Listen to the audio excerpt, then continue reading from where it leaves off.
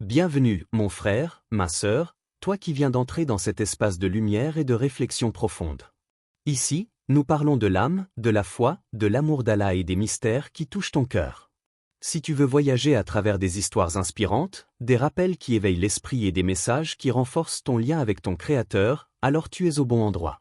Index revers pointant vers la droite blanc, abonne-toi dès maintenant et rejoins cette famille grandissante, afin de ne manquer aucun rappel qui pourrait transformer ta vie. Car chaque mot ici est pour toi, et chaque instant est une invitation à te rapprocher d'Allah. Bienvenue à toi, et que cette chaîne soit pour toi une source de paix et de lumière. Imagine un homme, seul dans sa chambre. Le rideau est tiré, la nuit pèse sur les murs. Un silence lourd règne, coupé seulement par le battement de son cœur. Il croit que personne ne le voit. Mais il oublie que l'invisible existe, qu'il y a des regards qui ne se ferment jamais. Les anges, témoins de ses gestes. Les démons, tapis dans l'ombre, attendant la faille. Et dans cet instant fragile, lorsqu'il choisit le plaisir éphémère au lieu de la patience, une part de sa lumière s'éteint. Livre ouvert, Allah dit. Ceux qui gaspillent leur âme, Allah a scellé leur cœur. Coran 63, 3. Cette lumière, c'est le lien invisible qui relie le croyant à son Seigneur. Elle éclaire ses prières, adoucit son regard, rend son cœur réceptif aux paroles divines. Mais chaque fois que la main prend la place de la maîtrise, le démon souffle son poison, la honte, la tristesse, l'isolement. Comme si une flamme intérieure vacillait et se consumait.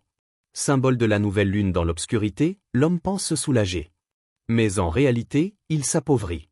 Sa lampe se couvre de suie. Le chemin qui menait à la sérénité devient couvert de brume. Le démon ne prend pas seulement le plaisir de l'instant, il vole la lumière qui guidait l'âme vers Allah. On raconte l'histoire d'un savant pieux. Un jeune homme vint le voir, accablé par ses désirs. Sa voix tremblait lorsqu'il avoua, « Ô maître, je n'arrive pas à résister. Chaque fois, je tombe. Chaque fois, je me cache. Et chaque fois, je sens mon cœur s'assombrir. » Le savant le regarda avec compassion, puis il lui dit doucement, « Mon fils, imagine que ton âme est une lampe. Chaque fois que tu succombes, c'est comme si tu soufflais sur cette flamme. Une fois, 2 fois. Et si tu continues, il ne restera que de la fumée et des cendres. Et comment veux-tu marcher dans la nuit, si ta lampe est éteinte ?» Ces mots résonnent comme un écho à travers les siècles. Car qu'est-ce que la foi, sinon une lumière fragile que l'on doit protéger du vent des passions? Livre ouvert, Allah dit encore. Allah est le protecteur de ceux qui croient, il les fait sortir des ténèbres à la lumière. Coran 2, 257. Mais celui qui se livre aux démons choisit le chemin inverse. Il sort de la lumière pour entrer dans les ténèbres. Imagine un croyant qui prie la nuit. Son visage est apaisé, ses larmes coulent. Chaque prosternation est une perle offerte à Allah. Cette lumière intérieure brille même dans ses gestes quotidiens, dans son sourire, dans son regard vers les autres, dans ses paroles pleines de douceur. Voilà la beauté de celui dont la flamme est intacte. Et maintenant, imagine l'autre. Celui qui s'éteint dans le secret. Le lendemain, il se tient debout pour prier, mais son cœur est lourd. Sa langue récite, mais ses pensées s'égarent. Ses yeux sont secs, son âme fatiguée. Comme si l'intimité avec Allah lui échappait. N'est-ce pas cela, le vol du démon? Non pas un vol visible comme celui d'un voleur qui prend une bourse, mais un vol silencieux, celui de la lumière qui habitait ton être. Il y a un hadith rapporté par Ibn Abbas où le prophète dit: lorsque l'homme commet un péché, un point noir est inscrit sur son cœur. S'il se repent, son cœur est purifié. Mais s'il continue, ce point s'étend jusqu'à recouvrir son cœur. Tirmidhi. La masturbation répétée devient alors comme une pluie de points noirs qui étouffe la lumière de la foi. Jusqu'à ce que le cœur devienne opaque, incapable de refléter la lumière d'Allah. Ferme les yeux un instant. Souviens-toi d'un moment où tu étais pur, où ton cœur battait plus vite en entendant le Coran, où une simple invocation te donnait des frissons. Compare-le à maintenant. Cette différence, ce poids invisible, c'est la lampe qui a perdu de sa clarté. Ornement symbole point d'interrogation noire question au spectateur. Et toi, combien de lampes as-tu laissé s'éteindre dans l'ombre du secret? Combien de fois as-tu soufflé sur la flamme de ton âme, croyant trouver du réconfort, mais ne récoltant que des cendres? Il y a dans chaque être humain une force secrète, une énergie invisible qui circule comme une rivière silencieuse. C'est elle qui anime tes pas, qui rend ton cœur léger à l'aube quand tu te lèves pour la prière, qui donne à tes yeux la clarté de la certitude et à ton âme l'élan de l'adoration. Mais lorsque la tentation prend le dessus, lorsque la main usurpe la patience et la foi, cette rivière s'assèche, goutte après goutte, comme un champ dépouillé de ses graines avant même que les arbres n'aient poussé. Livre ouvert Allah dit. Ne vous tuez pas vous-même. Allah, en vérité, est miséricordieux envers vous. Coran 4:29. Chaque excès, chaque chute, chaque moment où tu crois t'accorder un plaisir, est en réalité une morsure invisible qui ronge ton énergie vitale. Les démons se nourrissent de ce gaspillage. Ils t'affaiblissent, ils t'alourdissent, ils aspirent la vigueur qui aurait dû te porter vers les sommets de la spiritualité. Ferme les yeux et souviens-toi d'une journée après avoir succombé à cette tentation. Le corps est vide, la poitrine lourde. Tu voulais te sentir soulagé, mais ce n'est qu'une fatigue épaisse qui t'envahit. Tu poses ton front sur le tapis de prière, mais ton âme est absente, incapable de vibrer à l'appel d'Allah. Tu prononces Allahu Akbar, mais les mots n'ont pas de poids. C'est cela, le vol de ton énergie. Tu es vivant, mais affaibli, debout mais vidé, respirant mais essoufflé. Un jeune compagnon vint un jour au prophète, le cœur brûlant de désir. Il lui dit, ô messager d'Allah, je suis accablé par mes envies, elles me dévorent. Alors le prophète lui répondit, ô jeune homme, jeûne. Car le jeûne sera pour toi un bouclier. Bukhari et Muslim. Le jeûne, un bouclier. Pourquoi? Parce qu'il discipline le corps, il dompte le feu intérieur, il préserve cette énergie de la dissipation. Le jeûne transforme cette force brute en lumière. Mais celui qui se livre à la masturbation livre son énergie brute aux démons, et ils s'en nourrissent comme des vautours autour d'une proie affaiblie. Bulle de pensée imagine une lampe remplie d'huile. Si tu l'entretiens, elle éclaire ta maison toute la nuit. Mais si tu renverses son huile par négligence, la flamme s'éteint, et tu restes dans l'obscurité. Ton énergie vitale est cette huile. Chaque chute dans l'illicite est une fuite qui vide ton réservoir, jusqu'à ce qu'il n'y ait plus rien pour nourrir la lumière de ton âme. Livre ouvert Allah dit encore. Ne soyez pas comme ceux qui ont oublié Allah. Alors Allah leur a fait oublier leur propre âme. Coran 59:19. Oublier son âme? C'est exactement cela. Car lorsque tu dissipes ton énergie, tu oublies qui tu es vraiment. Tu n'es plus ce croyant fort, debout, capable de veiller la nuit dans la prière. Tu deviens une coquille fragile, ballottée par les vents des passions. Un sage soufi disait, la semence de l'homme est une lumière. Si elle est préservée, elle devient vision. Mais si elle est gaspillée, elle devient obscurité. Ces mots ne parlent pas seulement du corps, mais de l'âme. Celui qui gaspille son énergie vitale perd aussi sa clarté intérieure. As-tu remarqué? Après avoir succombé, ton cœur est froid. Tes larmes ne viennent plus dans la prière. Ta langue, lourde, peine à dire Subhanallah. Tes invocations paraissent fades, comme si Allah était loin. Mais ce n'est pas Allah qui s'est éloigné, c'est toi qui as laissé ton énergie se dissiper, et les démons ont volé la force qui t'élevait vers lui. Herbe, un maître enseignait à ses disciples, le désir incontrôlé est comme un voleur silencieux. Il ne prend pas ton or, il prend ta force.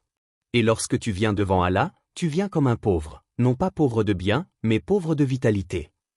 Chaque goutte perdue, chaque instant cédé, est une victoire pour les démons.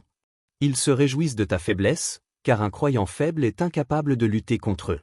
C'est pourquoi le prophète a dit « Le croyant fort est plus aimé d'Allah que le croyant faible, bien qu'il y ait du bien dans les deux. » Muslim. Mais comment être fort, si ton énergie vitale est continuellement volée par ces instants de solitude et de plaisir interdit? Ornement symbole point d'interrogation noire question. As-tu déjà ressenti cette lourdeur dans ton corps après avoir cédé? Ce froid dans ton cœur, cette langue qui peine à invoquer Allah, ce sommeil qui pèse sur tes yeux quand vient l'heure de prier? C'est le signe que ton énergie a été arrachée, que ta vitalité a été sacrifiée, et que les démons en ont fait leur festin. La subsistance n'est pas seulement une question d'argent. La risque est plus vaste. C'est la paix dans ton foyer, la douceur dans tes repas, la bénédiction dans ton temps, la clarté dans tes décisions, la facilité dans tes affaires. C'est le souffle tranquille que tu prends le matin, le sourire sincère que tu échanges, le sommeil réparateur qui apaise la nuit. La risque est comme une pluie de bénédictions invisibles que Dieu déverse sur ceux qui préservent leur âme. Livre ouvert Allah dit. Et si les habitants des cités avaient cru et craint Allah, nous leur aurions ouvert des bénédictions du ciel et de la terre. Coran 7:96. Mais celui qui se perd dans le vice de la masturbation ferme inconsciemment les portes de ses bénédictions.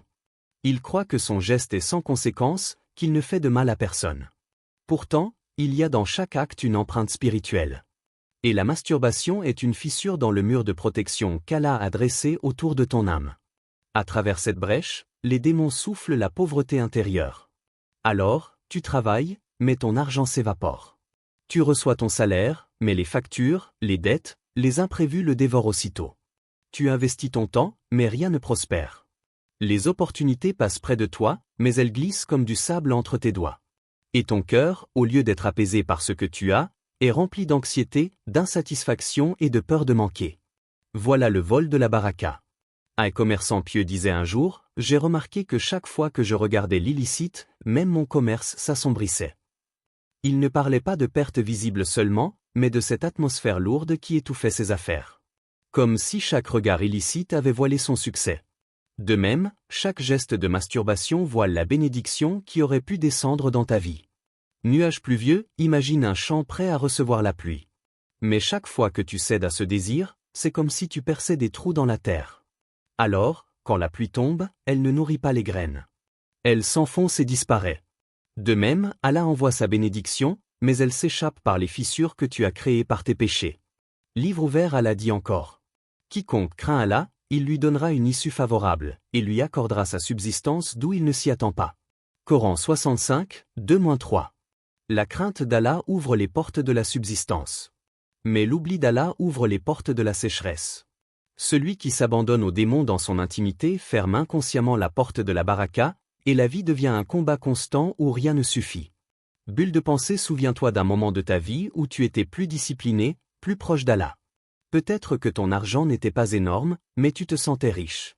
Ton pain avait du goût, ton sommeil du repos, ton cœur de la paix. Et compare-le à aujourd'hui, où peut-être tu gagnes plus, mais tu n'as jamais assez, tu es toujours inquiet, jamais satisfait. Cette différence, ce n'est pas la quantité de risque, mais la perte de la baraka. Un savant disait, la pauvreté ne vient pas du manque d'argent, mais du manque de bénédiction dans ce qu'on possède. Et la masturbation est l'un de ces vices silencieux qui dérobent cette bénédiction.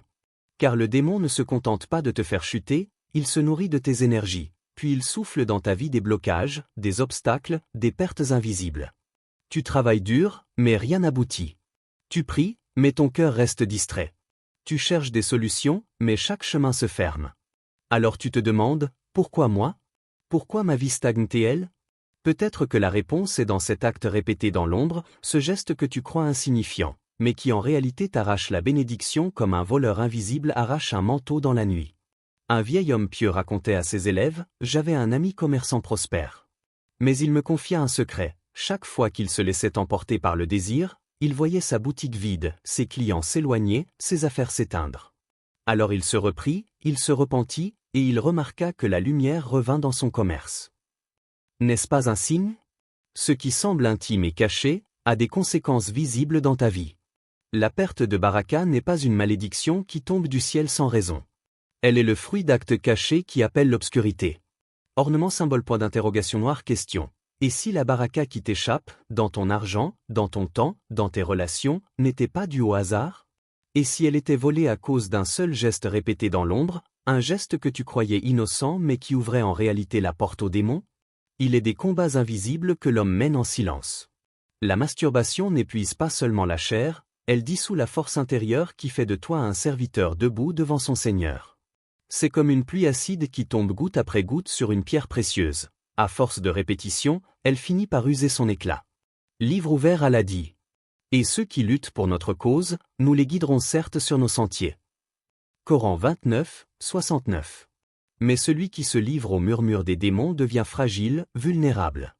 Sa langue trébuche sur le dhikr. Ses yeux se ferment lourdement quand vient l'heure de la prière nocturne. Son cœur devient une forteresse aux portes entr'ouvertes, où la colère, l'orgueil et la jalousie s'engouffrent sans résistance. Feu histoire. On rapporte que l'imam Ali, qu'Allah l'honoré, disait « Les désirs sont comme des serpents dans ton cœur. Si tu les nourris, ils grandissent et t'étranglent. Mais si tu les affames, ils meurent et libèrent ton âme. » Imagine ces serpents s'enroulant chaque fois que tu cèdes, serrant leurs anneaux autour de ta lumière, jusqu'à ce que tu respires à peine. La masturbation est un pacte silencieux avec la faiblesse. Chaque fois qu'on y succombe, une armée de démons se renforce, et ton âme, elle, se délite. Comment espérer goûter à la douceur du Coran quand tes forces spirituelles sont éparpillées dans l'ombre? Ornement symbole point d'interrogation noire question. Quelle bataille perds-tu à chaque fois que tu nourris le serpent de tes désirs, au lieu de nourrir ton âme de lumière et de force? Il existe une proximité que rien au monde ne peut égaler, celle d'être seul avec Allah, dans le silence de la nuit, lorsque tout dort et que seul ton cœur se réveille. Mais ce trésor, les démons le convoitent.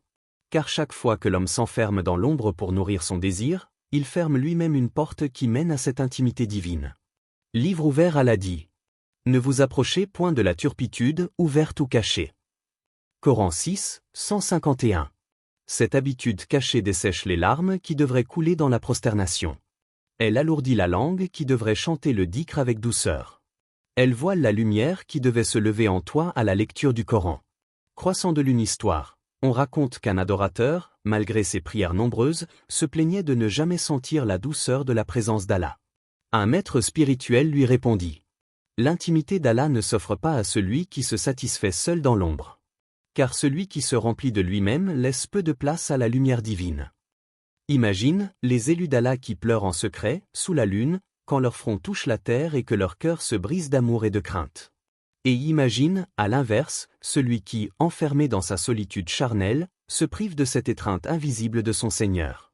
Ornement symbole point d'interrogation noire question, veux-tu goûter au secret des bien-aimés d'Allah, qui trouvent une douceur indicible dans leur prosternation nocturne, ou rester prisonnier d'un plaisir furtif qui t'arrache à l'étreinte la plus précieuse qui soit? Index revers pointant vers la droite blanc ainsi, à travers ces 5 parties, se dévoile le 5 grand vol des démons. La lumière de la foi étoile rutilante. L'énergie vitale feu. La baraka de la subsistance herbe. La force spirituelle colombe. L'intimité avec Allah croissant de lune.